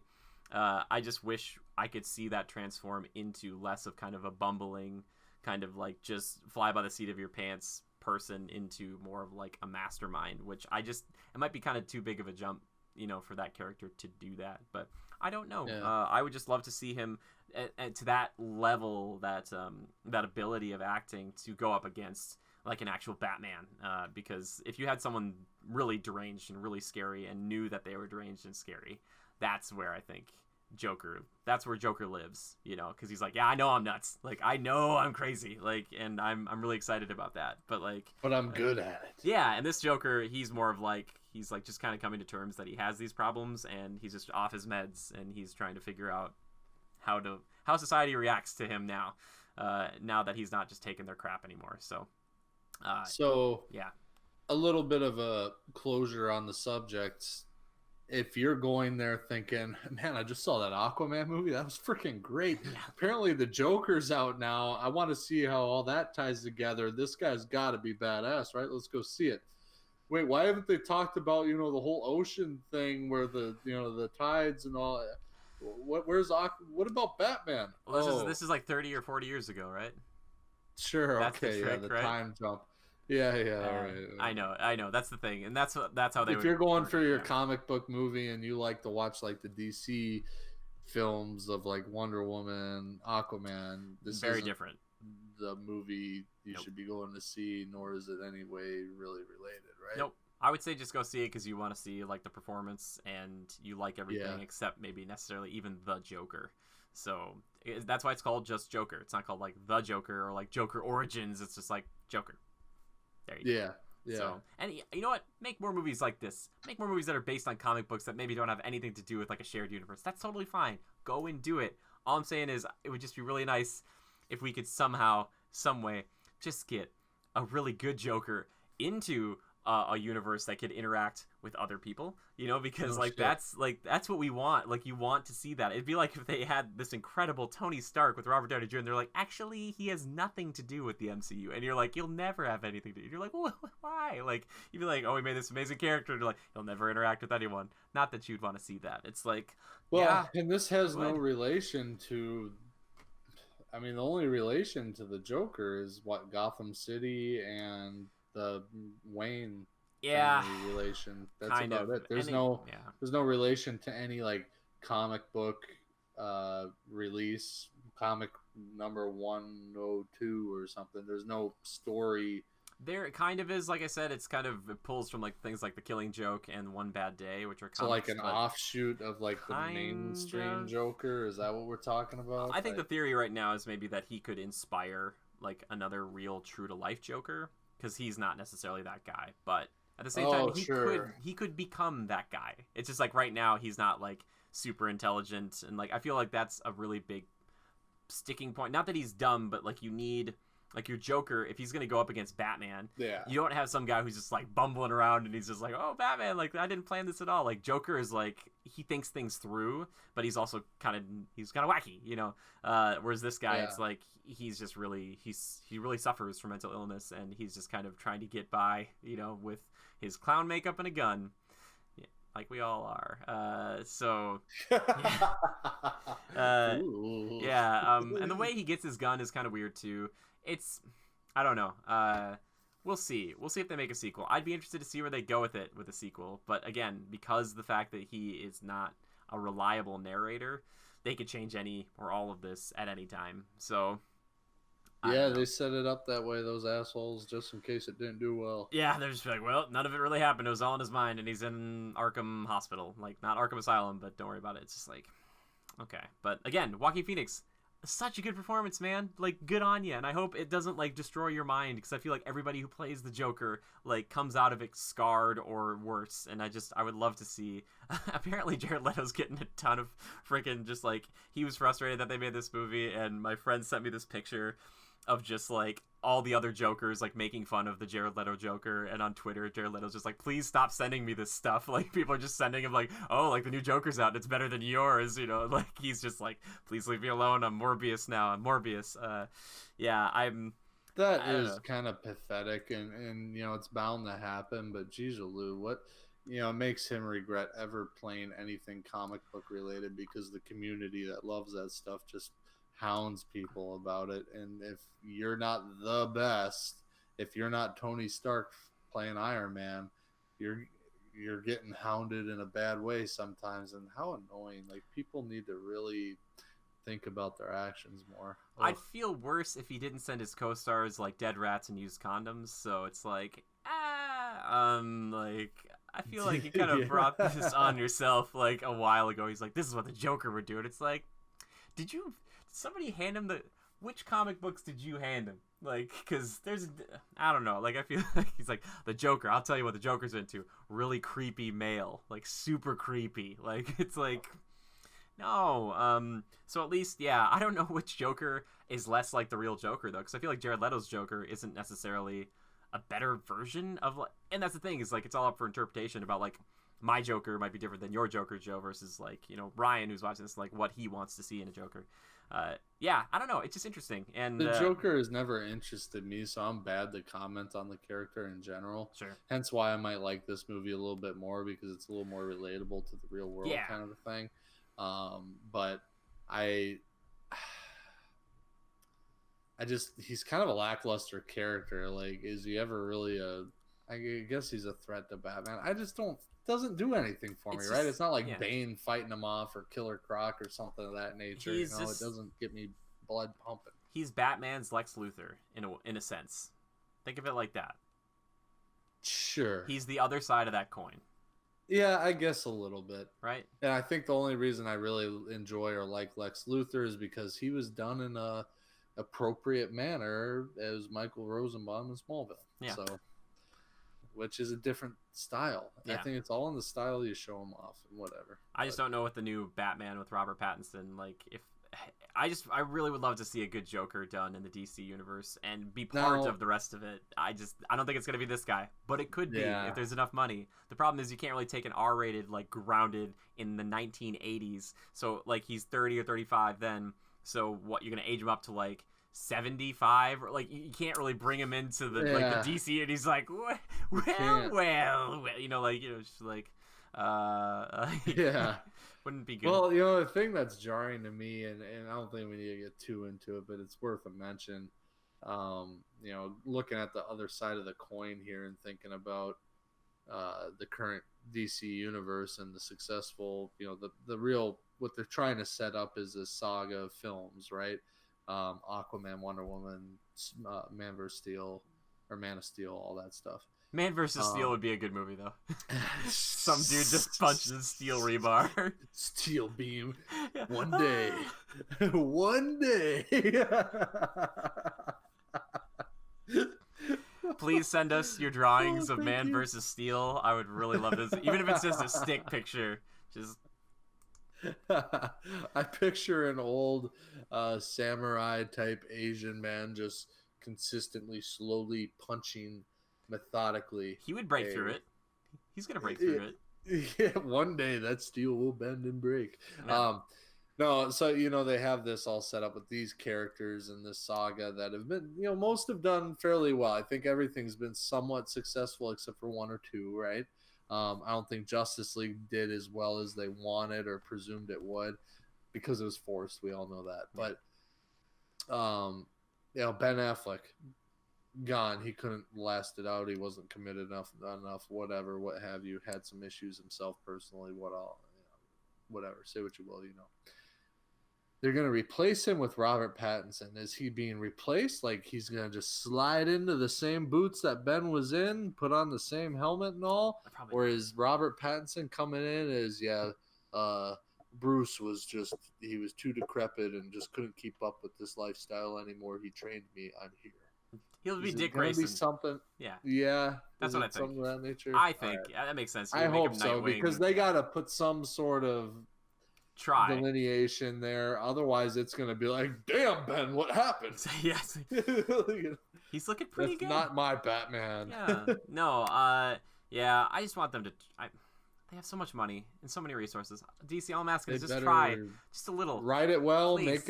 make it plausible. Please. Yeah. Don't do what Jurassic World did. Or just do what Kevin Feige and Bob Iger did, and there was like 3 or 4 of them, and they'd sit down every once in a while, and they just kind of go over like, oh, what's our universe gonna look like, instead of just being like, all right, boys, like just grab a friggin' scoop of these names here. These are DC characters. See that Velcro over there on the wall? You just throw a bunch at there, and you will whip them. Whatever sticks, order they lie in. Whatever lie. We'll draw. We got tape here too. Lisa, bring the tape in, and then just be like, all right, so you go. Whatever we're gonna do, we're gonna kind of just we just tape one to the next, and whatever order. One of those boards, how to find a killer, and they have the string lines going to the articles and the pictures and such. Yeah. That's what we're doing. Exactly. Yeah. To be like, Frank, bring the bobby pins in, bring them in. Like we're gonna need all this. And it's just like what? They're just like staring at these names. They're like, what are we gonna do with these? And I'm gonna need a map of New Mexico. Stat. Yeah. They're like, don't ask me why, Bill. Get it. Suicide Squad is going to be good because the name is edgy. We're going to make a bunch of these Suicide Squad movies. Yeah, it's just kids are going to love it. They're going to love it, and no one's going to die. And let's face it, how many younger kids you think are growing up exposed to DC universe characters like we did? Probably about the same, because like we had like Justice League Unlimited, and Batman the Animated Series, and like it was just different, and it could be more consistent. Guess I don't know, because you grow out of keeping up with, like, you used to be like, oh, the Saturday morning cartoons, Batman's on, then you got the Justice League cartoon, and then Teen Titans or whatever have you. Yeah, Teen Titans. But you know what I mean? Like when I grew up, like those cartoons were it, man. Yeah. Like they were on in the morning, and you got to see them. And Spider-Man was one of them, and you couldn't miss that. What happened this week on Spider-Man? Do they still have that? Like most kids are watching like Disney Channel and Nickelodeon now. I don't know. I just wonder how much the younger generation is exposed to these, characters. Is their main point of exposure the movies that we're seeing now, like Aquaman, Maybe. Wonder Woman? Is that it? Maybe. Yeah, probably. Because the thing that's screwy is that people that love the stuff in the universe and these characters, like our generation who grew up more intimately with those cartoons and stuff, because it's kind of all we had. We didn't have Netflix either or any of that stuff. Yeah. I feel like they alienate us a little bit and try and cater more to these younger kids who really don't know much background or anything about them, or haven't seen other versions of them in the light that we have. I feel like somehow that really creates it alienates some people, I think. Maybe me included sometimes. I'm sorry. But DC, I don't think has done they haven't done that bad of a job in certain aspects, but I don't know where I was going with that. I'm all hopped up on Red Bull. Don't worry about it. It's okay. We'll wrap up the Joker talk. All I'm saying is basically this: either Marvel or Warner Brothers or Disney or DC or whomever is listening, we'd still love to be in your movies. So I mean, even though we got criticisms and stuff, we would love to be extras.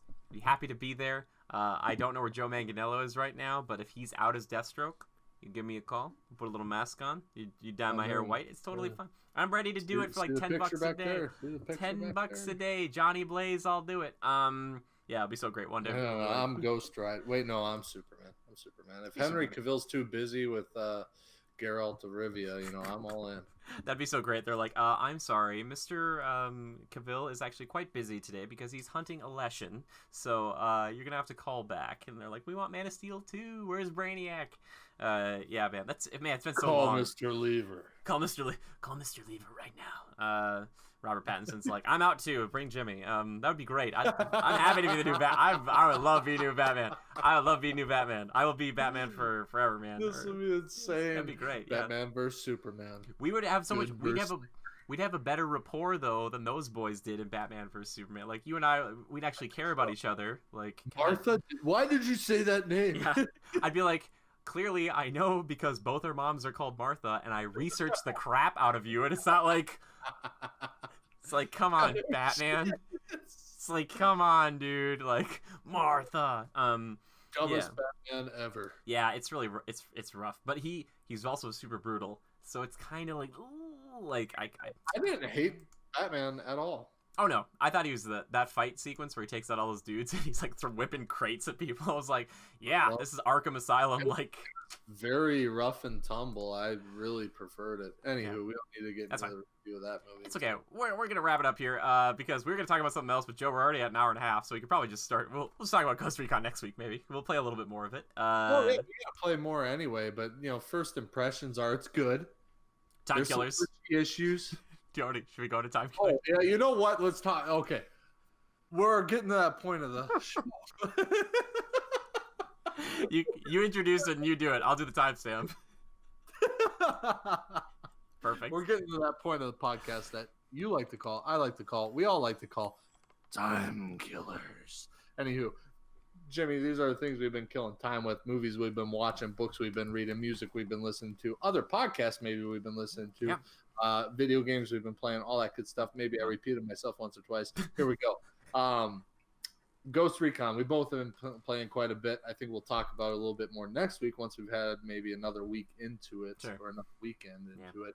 There's a lot in there. I mean, I think both you and I can agree that we've barely scratched the surface for sure. Yeah. Maybe a couple main missions and then some investigation type side mission deals. Yeah, we've been burning a lot of time traversing. Yeah, traversing is it's tough. Anywho, it's been really good thus far. Very realistic. Yeah, everything's pretty good control wise. It's similar to Ghost Recon Wildlands for the most part. How they regressed in their driving mechanics, I have no clue. I think helicopter mechanics improved, but the guy who's doing the driving programming and stuff, he was on drugs for most of his time at the company and really effed it up. It's bad. Like, you cannot control a car to save your life. It's like trying to drive a Slinky. Yeah, it's real. I don't know why they didn't just copy paste from Wildlands, because that was great. Yeah, it was fine. Whatever they did here, it's just like, is this thing even on wheels? Like, yeah, is this a hover car and the steering wheel's broken? What's going on? Yeah, it's bad. There are some glitchy moments, but I think Wildlands had that too. Like, if you try to traverse something that's so technical that you start to like glitch through the map or get stuck between some rocks, it's kind of, it happens, right? And open world, no loading screens. I understand. Yeah. There are some times though where you'll like just start falling infinitely through the earth, or then you'll glitch out and you have to be killed and rezzed in order to like come back or something crazy happen. Yeah. It happened to Jimmy like 4 times the other night mid fight. Yeah. But I got him. Yep. Joe's always been good at killing me. Yeah, grenades, baby, they work well. Or C4. But overall, first impressions are what, positive? Yeah, I'd say so. Plan. If you liked Wildlands, I think this is a good continuation. You'll have fun. Yeah. Weapons are endless again. A lot of fun there. Yep. Beautiful looking game. Yeah. Environment's just really, maybe even better, I think. Yeah. I think so too. Yeah, and also it's much more RPG like, because there's more like, there's class system. Like, your weapons have like levels, your armor has levels, like the enemies have levels, but still it's kind of realistic, because like we found guys who were like, it's like, you must be gear level 150 because you're gonna get messed up. It's like, yeah, but you still shoot these dudes in the face and they die, so it's like, don't you worry about that. Like a total bullet sponge, except the drones. The drones are weird. That's maybe one little bit of a complaint. Like, I get it. Yeah, you had to have something real technical that you had to think about and take out besides just lackeys in suits, right? But I kind of like it. It's maybe slightly more relative to the Division. Yes, for sure. Like the ranked equipment and stuff, and upgrading your stuff. Gotta beat that your skill tree, like Panther or what are the other ones? I'm the Grizzly Bear, which is the assault class. Assault Sharpshooter, Panther, and Field Medic, I think. Yeah. I like it all. I think all that's legit and kind of a good time. The skills are endless, and you can equip perks and stuff. It makes it more fun and maybe a little more technical. It's not so monotonous. You got to think about some things. Excuse me. And based on missions you're doing and stuff, you can equip different perks as you unlock them. I think as you progress, you get to a point where you can like equip 3 different specialized perks that are just they're always in effect. I forget the term for that, but A passive, yeah. passive. Yep. So ultimately, good experience thus far. More to come. I think we'll spend some more time on it, maybe next podcast or something. Yeah. But other than that, what have I been killing time with? Still more Call of Duty. Loving the Heavy Metal Heroes game mode. I think it kind of creates a skill gap with the jetpacks and the grapples, and really, I don't know. I've started to improve ever since people can do less hiding in corners and shooting you as you walk into a room. Now it's like you're out in the open, you're jetpacking, and if you don't know how to move your ass, you're effed. Yeah. Right? Especially when I'm shooting at you.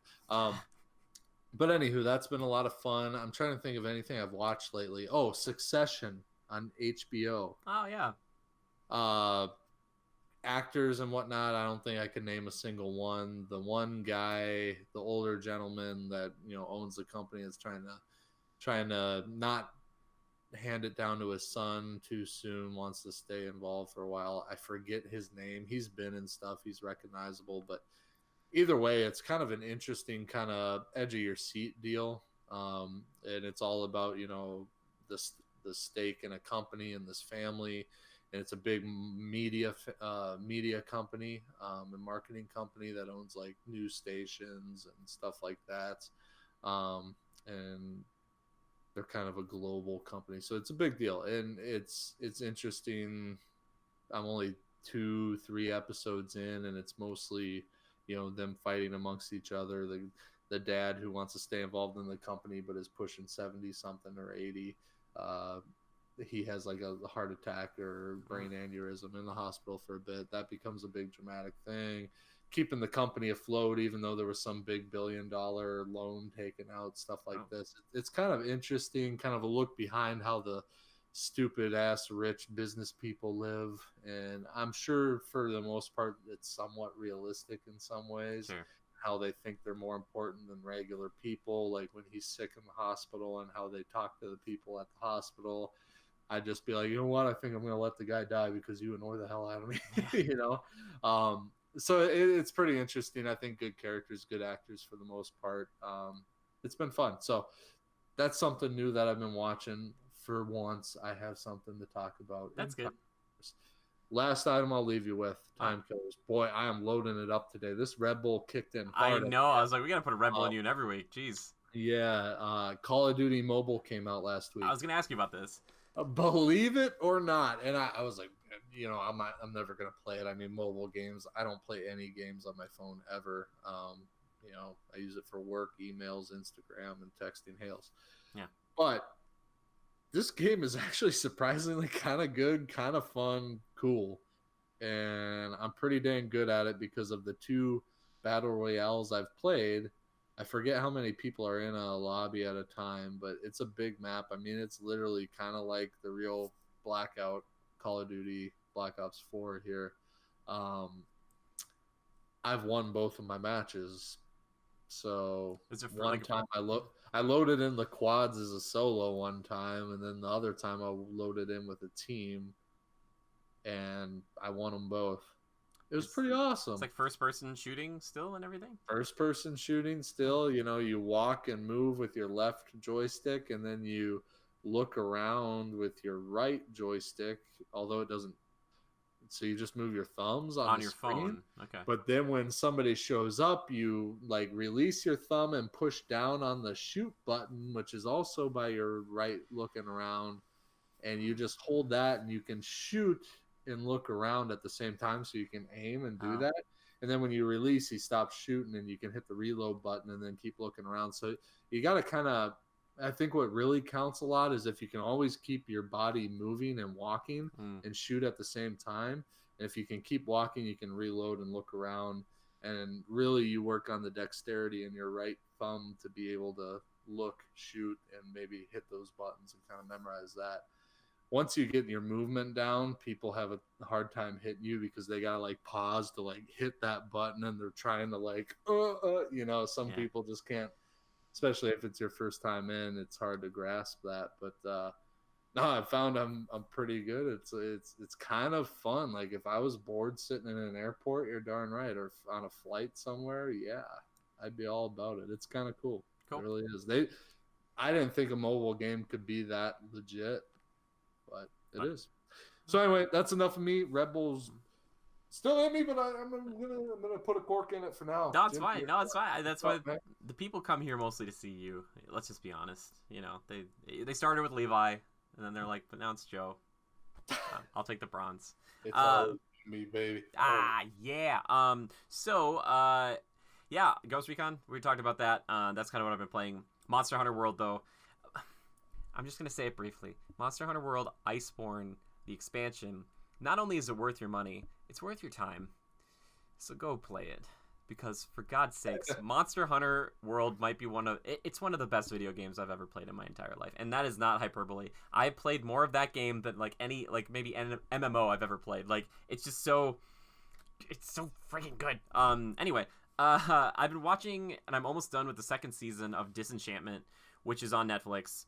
From the creators who made The Simpsons, basically like a fantasy Simpsons almost, but not as funny. Characters aren't as likable. The animation's kind of, I don't know, like the world itself is interesting. That's what keeps me going, but it's not really a great show. I'm just kind of watching it as I fall asleep. Like it's not good. I'm sorry. It's just like, I don't really like any of the characters. None of them change. None of them get better or really kind of morph. They're always just the same. So it's kind of like, But yeah, no, Joe brought that up earlier. I was talking about the Weekly Planet. I listen to the Weekly Planet. They're like the one podcast I listen to regularly. So go check them out. And I've been watching a bunch of Disney stuff because I am just in the Disney mindset, and I'm really, really hoping soon I can go back to Disney World. But I'm wearing a Disneyland shirt here, and this is Mr. Toad. Mr. Toad's Wild Ride. It was an opening day attraction back at Disneyland in 1955, which is pretty freaking ridiculous when you start to think about it. The ride actually came to Walt Disney World for a time, and they had 2 tracks there as opposed to the one you have in Disneyland. But eventually it went away. I think the reason was because it's about a toad who really likes a car and gets drunk and goes to prison and then dies, goes to hell. So I think Disney World, there's more families. Like it seemed like more families were up in arms about that. Whereas Disneyland, there's so many locals who go there that it's like whatever is there usually stays longer because they have such like a love for it, and it's just like, don't change it. It's it's good the way it is. Make it look better. Change some things, but don't like get rid of it. Where Disney World's like, all right, we're gonna take this out and put Winnie the Pooh in instead. But just I'm always up to date on the Disney stuff. I feel like I've been out of date or like on some of the gaming stuff, and like we got freaking that Jedi Fallen Order game coming up here too, which Darth Vader is probably gonna be in, which I knew was gonna happen. So I'm like, that's my boy. If I'm gonna die in that game, it's gonna be good old Vader slice to the face. But besides that, was there any other game? Oh, I've been playing a little Red Dead Redemption 2. I play a little with Joe, play with a friend of mine named Brad, and we just kind of, the game's still pretty great. Still good. You just gotta find time to get back in there, and if you can, it's worth it. It's very slow paced, and you kind of do missions. Like I've been doing bounties and stuff, and that's fine. It's just like I think I enjoy that. I like having that because that's like on the low end of stress, and it's just kind of doing whatever. But then I love just the objective based gameplay that is Monster Hunter, where it's like you got 50 minutes, kill that thing as quickly as you can, and you're like. Got it. Like, or it'll be like Joe's like, I need these claws. Or I've been playing with like Leo, and he's like, all right, I need this thing off of Barrioth, and I'm like, let's go do it. Like, let's go. So yeah, that's kind of what I've been killing time with. But let's move into that last segment of the show, my personal favorite segment of the show: community feedback and questions. Okay, that's true too. I would never know if I should say it for you or if you're gonna say it yourself. So. I'm always gonna come through with the questions. Okay, I will try to remember that. I do have to apologize because a few weeks ago we had asked people to write in about their favorite DC villain, and I forgot to read off Ryan's, but Ryan had wrote in and he said that he loved the Riddler, and sometimes brains beats out brawn, and I was like, that's really cool.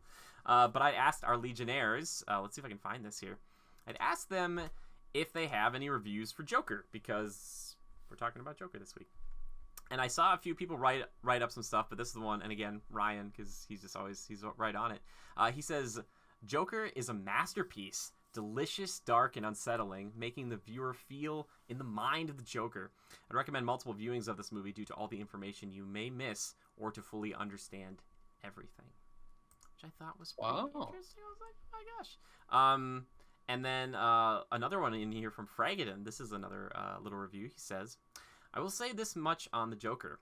I really liked it. Joaquin Phoenix was fantastic. The movie made you feel sorry at first, but then made me uncomfortable later on. To be as broad as possible without spoiling anything. Too late for that, Frag. Looking back after I saw the movie, I felt like it didn't have to be a Joker movie. Wow, look at that. Which I thought was pretty cool. And I had to bring this up for a second because Machine and Soul, our friend Chris, he wrote in here. He said he didn't see the movie, but he wanted a moment to defend Jared Leto's Joker. He said that guy gets some serious unwarranted stick, which I think is pretty funny. So I'm like, I feel bad. I get it. You know, I joked about him like kind of sending stuff to his co-stars, but you know, and that was weird. Probably shouldn't have done that, but I don't know. I think he went full into that version of the Joker, so it's kind of hard to think that it's all his fault, because these movies, remember, are made by tons of different people, and there's a lot of people who signed off on this. So either people weren't paying attention, or yeah, I think it's mostly just that. I think people weren't paying attention. They're like, Purple Lamborghini, baby, let's move these albums. let's get them out there. Rick Ross gonna make bank. Exactly. Man, if you guys seriously haven't seen that rap video, I think I saw it a while ago, and it was brought up on another video. Just go look it up. For just the weirdness that is just Jared Leto's Joker just walking in and just being like maybe a henchman or a friend of these rap artists, just like standing on a boat, and you're like, what? Like Joker's like, yeah, like I'm part of the club. It's like, what? Yeah, not great. Not super great. Great song though. Oh man. Sure.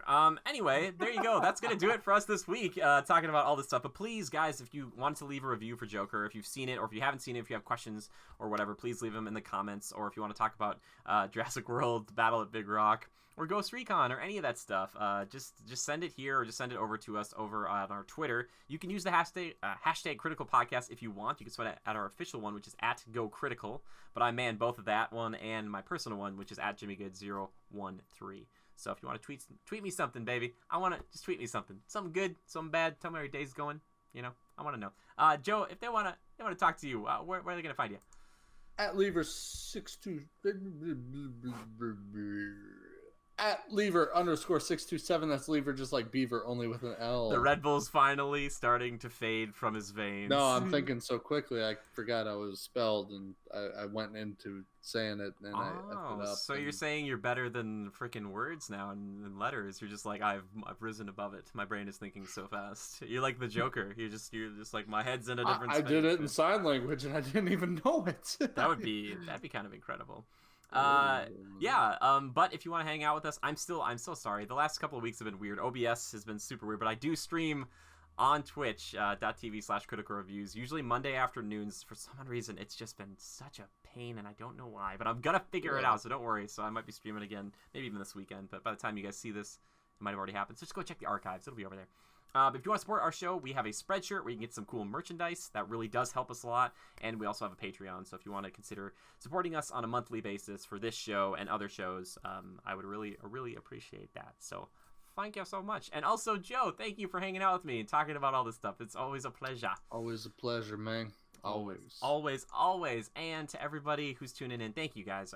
We really do appreciate you guys listening to us talk for an hour and 48 minutes or whatever it's going to be, and hopefully we can get you through fun. Get you through the work day or whatever. This week. Yeah, we had some news, thank goodness. Like some weeks I'm like, what? I'm like starting up the show, I'm like, I'm like scrolling through things, like there's got to be something to talk about. A couple dry months of news here. Yeah, it's a little dry. We're getting to a better place, everybody, in every sense of that. So I hope anyway. We're moving on, baby. Star Wars Episode 9 is right around the corner. Joe just cannot wait. He's just gonna be sure. Yeah, I am super jazzed. I really want you to see it so badly. Maybe I will. Maybe I'll surprise you. Maybe Did you Hales see will 8? drive me there. Did we see? You saw 8, right? No, you didn't. I don't know. I saw the last one with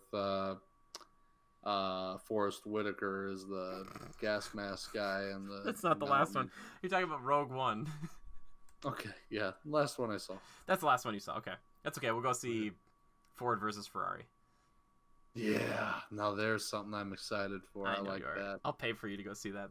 We'll just flip it. Then I'll just be like, tell me about the movie, Joe. And it'll be like, all right, so here's the first shot is the exhaust pipe of a Ford. And you can tell it's an exhaust pipe of a Ford. And I'll be like, oh my God. Dude, I'm the worst person.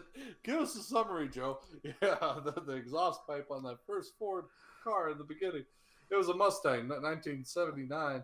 I'm going to stop you right there. Everybody, thank you so much for hanging out with us tonight. We're going to make it a 2-hour show if I let him go as this joke, because it will go on and on. But I appreciate it.